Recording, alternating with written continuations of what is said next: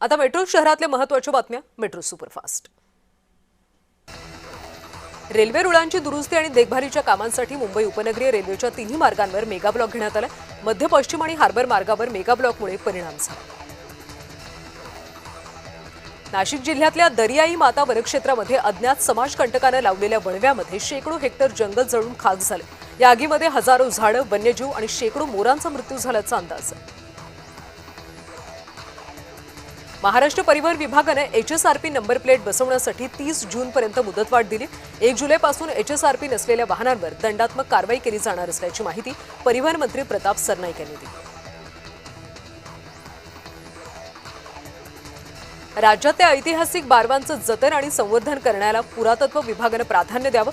बारव संवर्धनाला प्राधान्य देऊन अतिक्रमण हटवण्याची मोहीम राबवा असे निर्देश मंत्री आशिष शेलार यांनी बैठकीतून दिले। अमरावतीमध्ये तापमानाचा पारा 46 अंशांवर पोहोचलाय। अमरावती देशातलं सर्वाधिक हॉट शहर ठरलंय। विदर्भात पुढचे 5 दिवस उष्णतेची लाट कायम राहण्याचा अंदाज आहे, तर 22 तारखेनंतर मान्सूनपूर्व पावसाच्या सरी कोसळण्याची शक्यता आहे।